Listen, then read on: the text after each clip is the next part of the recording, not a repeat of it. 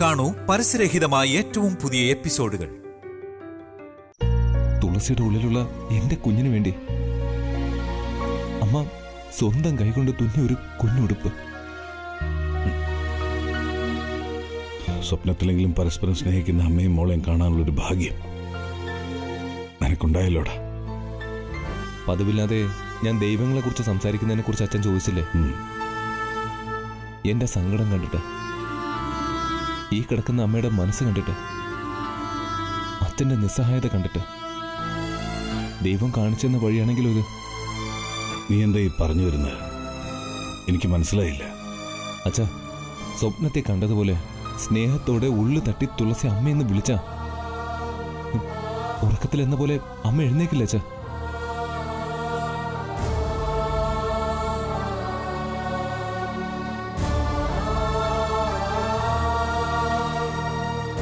അങ്ങനെ ചോദിച്ചാ എനിക്കറിയില്ല മോനെ. പക്ഷേ ഒരു കാര്യം സത്യ, തുളസി ആത്മാർത്ഥമായ അമ്മയെന്നൊന്ന് വിളിച്ചാൽ നാവുണർന്നില്ലെങ്കിലും ഹൃദയം കൊണ്ടെങ്കിലും ദുർഗ മോളെന്ന് വിളിക്കും. ദുർഗയിൽ അത് പോസിറ്റീവായിട്ടുള്ള മാറ്റങ്ങൾ ഉണ്ടാക്കും, അതുറപ്പാ. ഒരുപക്ഷെ നീ പറഞ്ഞതുപോലെ നമ്മുടെയൊക്കെ സങ്കടം കണ്ടിട്ട് ദൈവം ഒരു വഴി കാണിച്ചു തന്നായിരിക്കും. ദുർഗയെ പഴയ ജീവിതത്തിലേക്ക് കൊണ്ടുവരണമെങ്കിൽ ഒരേ ഒരു മരുന്നേ ഉള്ളൂ, ആ തുളസിയുടെ സ്നേഹം. ഉള്ളിൽ തട്ടി അവൾ അമ്മയെന്ന് വിളിക്കോ അച്ഛാ. സ്നേഹത്തോടെ പറഞ്ഞോ, ഭീഷണിപ്പെടുത്തിയോ, തല്ലിയോ, ഞാൻ അവളെ കൊണ്ട് സമ്മതിപ്പിക്കും.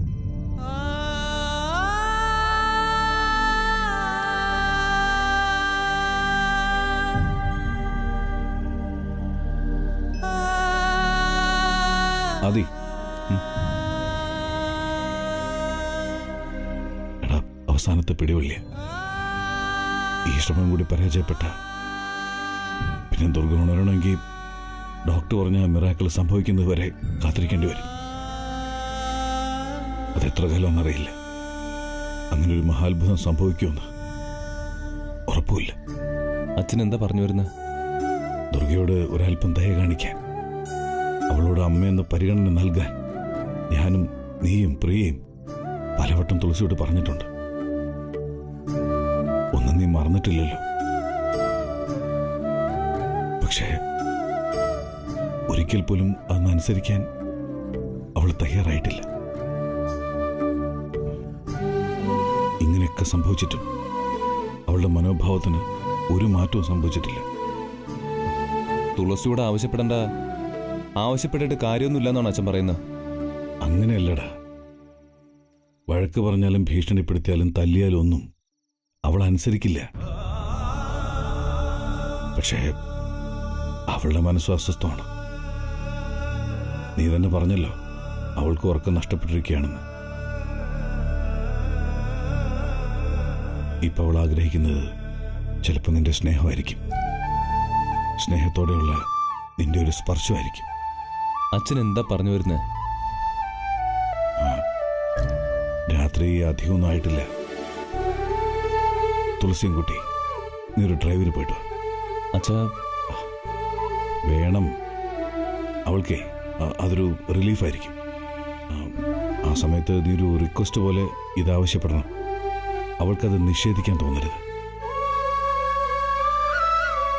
വാശി കൊണ്ടല്ല, സ്നേഹം കൊണ്ടാ നീ അവളെ നിന്റെ വരുതിക്ക് കൊണ്ടുവരേണ്ടത്. ഇത് നല്ല ഐഡിയ. ഈ ഐഡിയയിൽ തുളസി വീഴും.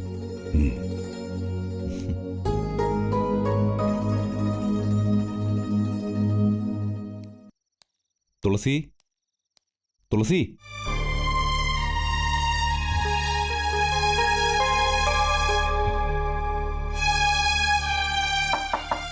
തുളസി, തുളസി, എനിക്ക് ഉറക്കം വരുന്നില്ല. നമുക്കൊരു റൈഡിന് പോയാലോ? ഈ വീട്ടിൽ നിന്ന് പുറത്തിറങ്ങിയ മൈൻഡ് ഒന്ന് റിലാക്സ് ആവും. നീ ഒന്ന് റെഡിയാവ്. ഞാൻ പറയുന്ന കേൾക്കുന്നില്ലേ?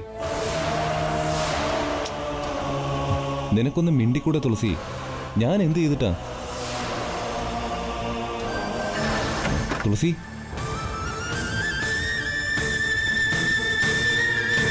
ഇതെവിടെ പോയി? എന്താടാ? അച്ഛാ, തുളസി ഇവിടെ ഒന്നും കാണുന്നില്ല. ഇവിടെ അവള് ചിലപ്പോൾ പ്രിയയുടെ റൂമിലുണ്ടാവും. ചെന്ന് നോക്കി.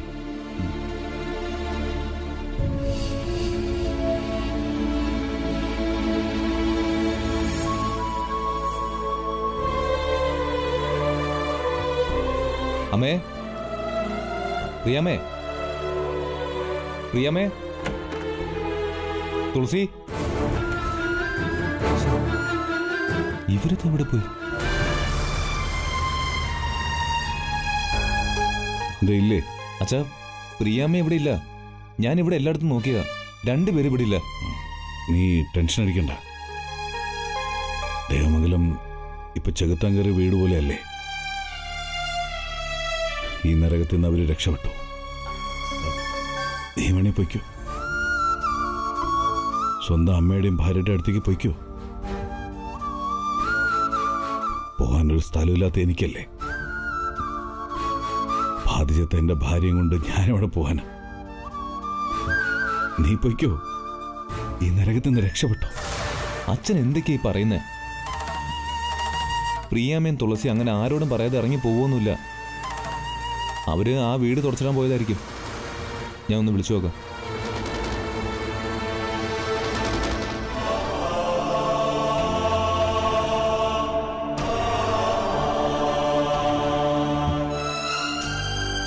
പ്രിയമ്മ ഫോൺ എടുക്കുന്നില്ല. ഞാൻ തുളസി ഒന്ന് വിളിച്ചു നോക്കാം.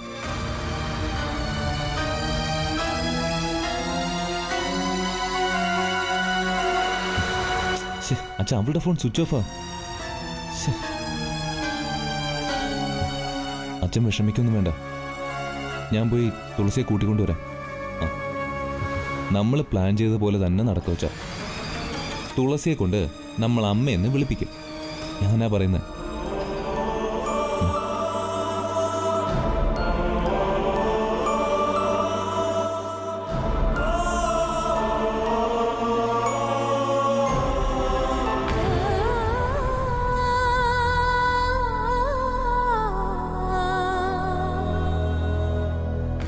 കഷ്ടകാലത്തിൽ ഉപേക്ഷിച്ചു പോകുന്നവർ ഏറ്റവും വേണ്ടപ്പെട്ടവരാണെങ്കിലും ശത്രുവായി കണക്കാക്കണം എന്നൊരു പ്രമാണമുണ്ട്. താനത് കേട്ടിട്ടുണ്ടോടോ? പ്രിയ പോയി. അവളുടെ വീട് വൃത്തിയാക്കിയിടാൻ പോയതായിരിക്കും ആദ്യം പറയുന്നത്. പക്ഷെ അല്ല,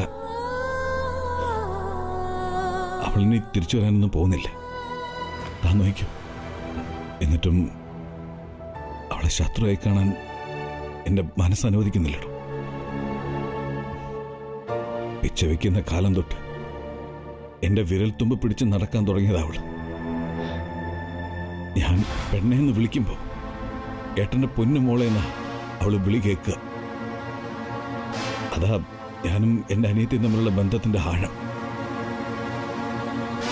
അവള് ഈ കഷ്ടകാലം പിടിച്ച ഏട്ടനെ ഉപേക്ഷിച്ച് പോയതായിരിക്കില്ല, അല്ലേ ദുർഗെ? ഈ ഏട്ടന്റെ സങ്കടം കണ്ട് സഹിക്കാൻ കഴിയാതെ ചിലപ്പോൾ അവളും മാറി നിന്നതായിരിക്കും, അല്ലേ? 2 ദിവസം കഴിഞ്ഞ് അവള് വരും, ഇല്ലേടോ? പക്ഷേ തുളസി മോളെ ഇനി തിരിച്ചു വരില്ല. കാരണം ഇവിടെ താനുണ്ട്. കഴിഞ്ഞ ജന്മത്തിലെ ശത്രുക്കള് ഈ ജന്മത്തില് മക്കളായി ജനിക്കുന്നുള്ളൊരു പ്രമാണം തന്റെയും നമ്മുടെ മോളുടെയും കാര്യത്തിൽ അച്ചട്ടായി. കഴിഞ്ഞ ജന്മത്തിലെ ശത്രുത ഈ ജന്മത്തിലും തുടർന്നുകൊണ്ടേയിരിക്കുക. ഞാൻ പറയുന്നത് കേട്ട് താൻ വിഷമിക്കൊന്നും വേണ്ട കേട്ടോ. താനവളെ പാലൂട്ടി വളർത്തിയിട്ടൊന്നും ഇല്ലല്ലോ, പാമൂട്ടിട്ടില്ലല്ലോ, താരാട്ടുപടി ഉറക്കിയിട്ടില്ല. ആദ്യമല്ലേ താൻ തന്റെ മകനായി കണ്ടത്. അവനിപ്പോഴും നമ്മുടെ കൂടെ തന്നെയുണ്ട്. എത്ര കഷ്ടകാലം വന്നാലും, കഷ്ടകാലം ഈ ദേവമംഗലത്തെ അപ്പാടെ വിഴുങ്ങിയാലും അച്ഛ അമ്മയെന്ന് വിളിച്ചുകൊണ്ട് അവൻ നമ്മുടെ കൂടെ തന്നെ ഉണ്ടാവും. അവൻ മതി നമുക്ക്. മകനായും മകളായും ഉറ്റ ബന്ധുവായും അവൻ മതി നമുക്ക്.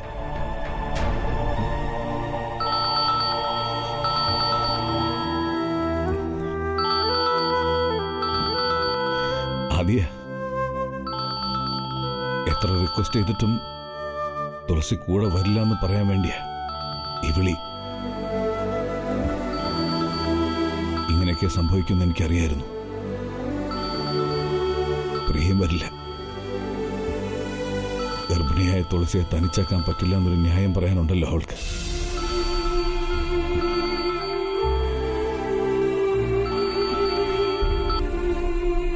ആ അതി അച്ഛാ, പ്രിയമ്മയും തുളസിയും കൂടെ വരാൻ തയ്യാറായില്ല അല്ലേ? നീ അവരെ വിളിക്കാൻ പോയപ്പോഴേ എനിക്കറിയായിരുന്നു അവര് വരില്ല എന്ന്. ഞാൻ നിന്നെ നിരുത്സാഹപ്പെടുത്തിയില്ല എന്ന് മാത്രം. അതല്ല അച്ഛാ, പ്രിയമ്മയും തുളസിയും പ്രിയമ്മയുടെ വീട്ടിലില്ല. അവരവിടെ ഇല്ലേ? ഈ സമയത്ത് അവരെവിടെ പോയതായിരിക്കും? ആ, കുറെ കാലമായിട്ട് വീട് പൂട്ടിയിട്ടിരിക്കുകയല്ലേ. ഇനിയിപ്പോൾ ഒന്നേന്ന് തുടങ്ങണ്ടേ? ആവശ്യമുള്ള സാധനങ്ങൾ വാങ്ങിക്കാൻ വേണ്ടി ചിലപ്പോൾ ഒരു മാർക്കറ്റിൽ എങ്ങാനും പോയി കാണാം. അല്ല അച്ഛാ, പിന്നെ അവിടുത്തെ വീടുകളിലൊക്കെ ഞാൻ അന്വേഷിച്ചു. പ്രിയമ്മയും തുളസി അവിടെ എത്തിയിട്ടില്ല. നീ എന്തായി പറയുന്നത്? സത്യം അച്ഛാ. അച്ഛന്റെ പോലീസ് ഭാഷയിൽ പറഞ്ഞ അവര് മിസ്സിങ്ങാ. ഏയ്, നിനക്ക് വെറുതെ തോന്നുന്ന. ഇവിടുന്ന് ഇറങ്ങി അവര് നേരെ മാർക്കറ്റിൽ പോയിട്ടുണ്ടാവും. എടാ, വൈകിയ കടകൾ അടയ്ക്കുമല്ലോ. നീ ഒരു കാര്യം ചെയ്യും, അവിടെ തന്നെ വെയിറ്റ് ചെയ്യ്.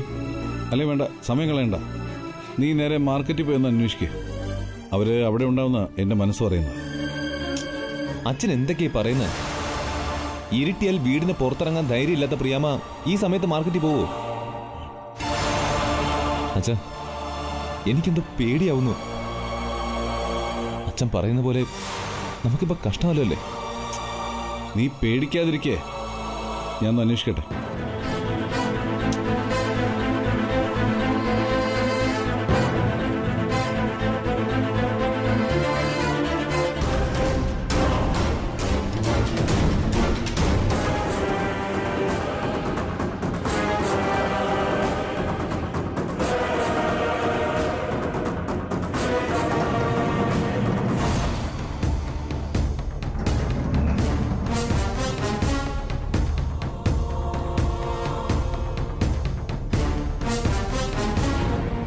അവളുടെ ഡ്രസ്സൊന്നും കൊണ്ടുപോയിട്ടില്ല.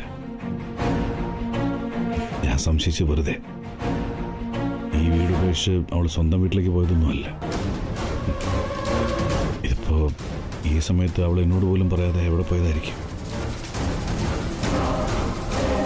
തുളസിക്ക് എന്തെങ്കിലും വയ്യാതെ വന്ന് ഹോസ്പിറ്റലിൽ പോയതായിരിക്കും.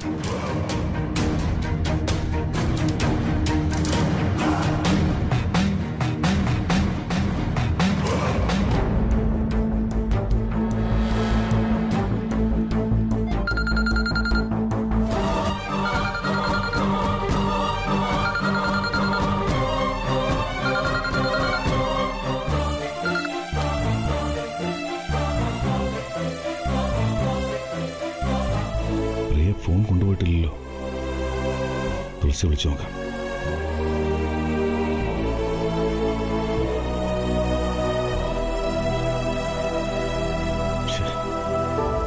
ഇവളുടെ ഫോൺ സ്വിച്ച് ഓഫാ. തുളസിയും കൊണ്ട് ആശുപത്രിയിൽ പോയതാണെങ്കിൽ എന്നോട് ആദ്യോടും പറയാതെ പോയത് എന്തിനാ? ഡോക്ടറെ വിളിച്ചു നോക്കാം.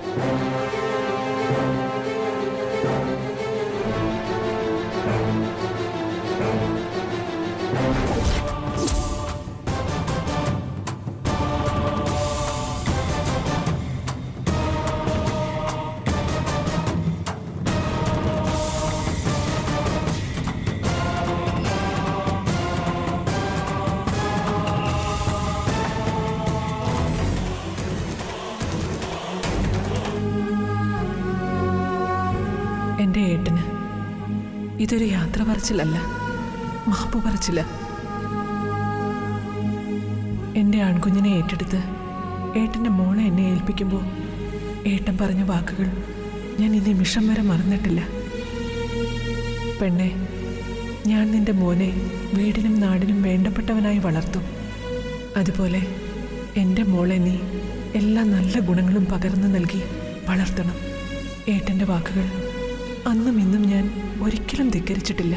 എനിക്കറിയാവുന്ന എല്ലാ നല്ല ഗുണങ്ങളും പകർന്നും പറഞ്ഞുകൊടുത്തും പഠിപ്പിച്ചും തന്നെ വളർത്തി. പക്ഷേ ജന്മം നൽകിയ അമ്മയെ സ്നേഹിക്കണമെന്നും ബഹുമാനിക്കണമെന്നും അവളെ പറഞ്ഞു പഠിപ്പിക്കാൻ ഞാൻ മറന്നുപോയി. ഞാനത് മനസ്സിലാക്കുന്നു ഏട്ടാ. ഏട്ടൻ്റെ കുടുംബത്തിലുണ്ടായ എല്ലാ അനർത്ഥങ്ങൾക്കും കാരണം എൻ്റെ വളർത്തുദോഷമാണെന്ന് ഞാൻ തിരിച്ചറിയുന്നു.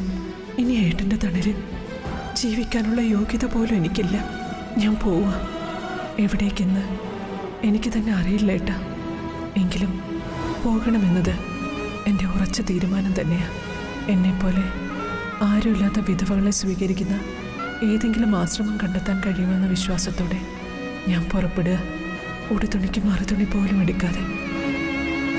ഏട്ടൻ്റെ എല്ലാ ദുഃഖങ്ങളും സർവീശ്വരന്മാർ തീർത്തു തരട്ടെ.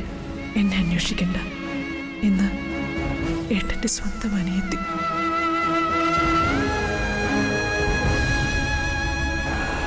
അച്ഛാ, പ്രിയാമ്മയും തുളസിയും മാർക്കറ്റിലൊന്നും പോയിട്ടില്ല. ഞാനിന്ന് ഹോസ്പിറ്റലിൽ അന്വേഷിക്കാൻ പോവാ. തുളസിക്ക് ഇടയ്ക്കിടയ്ക്ക് ഓരോരോ വയ്യായികൾ വരുന്നതല്ലേ. തുളസിയും പ്രിയമ്മയും ഹോസ്പിറ്റലിൽ പോയതാണെങ്കിലോ? അതേ, ഞാൻ പറയുന്നത് കേട്ട് നീ ടെൻഷൻ അടിക്കൊന്നും ചെയ്യരുത്. എന്താ അച്ഛാ? പ്രിയയും തുളസിയും ഒരുമിച്ചല്ല പോയിരിക്കുന്നു. അച്ഛൻ എന്താ പറഞ്ഞേ? സത്യവാദി, അത് അച്ഛൻ എങ്ങനെ അറിയാം? പ്രിയയുടെ റൂം പരിശോധിച്ചപ്പോ അവൾ എനിക്ക് എഴുതി വെച്ചൊരു എഴുത്ത് കിട്ടി. ദുർഗയോടുള്ള തുളസിയുടെ പെരുമാറ്റം ഏറ്റവും കൂടുതൽ വിഷമിപ്പിച്ചുള്ളത് അവളെയാ. അവളെ നല്ല സ്വഭാവത്തോടെ വളർത്താൻ കഴിഞ്ഞില്ല എന്നും പറഞ്ഞ് അവൾ ആ എഴുത്തിൽ എന്നോട് മാപ്പ് ചോദിക്കുകയായിരുന്നു. ഇനി ഇവിടെ താമസിക്കാൻ വയ്യ, ഏതെങ്കിലും ആശ്രമത്തിലേക്ക് പോവുകയാണെന്ന്. അവളെ ഇനി അന്വേഷിക്കണ്ടെന്ന്. അങ്ങനെയാണെങ്കിൽ തുളസി എവിടെ? എനിക്കറിയില്ല. അതി ദുർഗയോടുള്ള തുളസിയുടെ പെരുമാറ്റം ശരിയല്ല എന്നും പറഞ്ഞ് പ്രിയ അവളെ വഴക്ക് പറഞ്ഞിട്ടുണ്ടാവാൻ സാധ്യതയുണ്ട്. ദുർഗ ജീവച്ഛവമായി കിടക്കുന്നതിന്റെ കാരണം തുളസിയാണെന്ന് അവൾ കുറ്റപ്പെടുത്തിയിട്ടുണ്ടോ? ഞാനും എന്തിന്, നീ പോലും തുളസിയോട് ആ വിരോധം വെച്ചല്ലേ പെരുമാറാറുള്ളത്. എല്ലാം കൂടി ആയപ്പോ തുളസിക്ക് സഹിക്കാൻ കഴിഞ്ഞിട്ടുണ്ടാവില്ല. പ്രിയ പോയതിന്റെ പിറകെ അവൾ ഇറങ്ങിപ്പോയിട്ടുണ്ടാവും. അച്ഛാ, തുളസിയുടെ ഹെൽത്ത് കണ്ടീഷൻ നിനക്കറിയാലോ. റെസ്റ്റ് എടുക്കേണ്ട സമയമോ അത് അവൾക്കും അറിയാം. എന്നിട്ട് ആരോടും പറയാതെ ഒറ്റയ്ക്ക് അവൾ വീട് വിട്ട് പോയെങ്കിൽ അവളെന്തോ തീരുമാനം എടുത്തിട്ടുണ്ടെന്ന് അതിനർത്ഥം. അച്ഛൻ എന്താ ഈ പറഞ്ഞു വരുന്നേ? പ്രിയപോലെ അവൾ ആശ്രമം തേടി പോവൊന്നുമില്ല. അച്ഛനൊന്ന് തെളിച്ച് പറ. അവളോട് ഇപ്പാരും സ്നേഹം കാണിക്കാറില്ല. അവളുടെ എന്ത് കാര്യത്തിനും കൂടെ നിൽക്കുന്ന ഞാനും നീ പോലും അവളെ കുറ്റപ്പെടുത്തേ ചെയ്യാറുള്ളൂ. ആരോട് മുഖം കറുപ്പിച്ച് സംസാരിക്കാത്ത പ്രിയ പോലും അവളോട് മുഖം കറുപ്പിച്ച് സംസാരിച്ചിട്ടുണ്ടാവും. എന്നെ സ്നേഹിക്കാൻ ആരുമില്ല എന്നൊരു തോന്നൽ അവളുടെ മനസ്സിലുണ്ടായിട്ടുണ്ടെങ്കിൽ അത് തുളസി ഇറങ്ങിപ്പോയിരിക്കുന്നത് ഒരു നല്ല ഉദ്ദേശത്തോടെയല്ല. അവളെന്തെങ്കിലും കടുകൈ ചെയ്യും. അച്ഛാ, നീ പേടിക്കൊന്നും വേണ്ട. അവളവിടുന്ന് പോയിട്ട് അധിക സമയമൊന്നും ആയിട്ടുണ്ടാവില്ല. ഞാനേ ലോക്കൽ സ്റ്റേഷനിൽ നിന്ന് ഇൻഫോം ചെയ്യാം. അതിൻ്റെ കൂടെ നിന്റെ വഴിക്കൊന്ന് അന്വേഷിക്കേ. ഇതൊക്കെ ഓർക്കുമ്പോ തന്നെ എന്റെ കയ്യും കാലം വിറയ്ക്കാച്ച. എന്റെ തുളസി. നമ്മൾ ഭയപ്പെടുന്ന പോലെ ഒന്നും സംഭവിക്കില്ല. എടാ, നിന്റെ അച്ഛനല്ലേ പറയുന്നത്? അതിനു മുമ്പ് പോലീസ് അവളെ കണ്ടുപിടിച്ച് ഇവിടെ എത്തിച്ചിരിക്കും.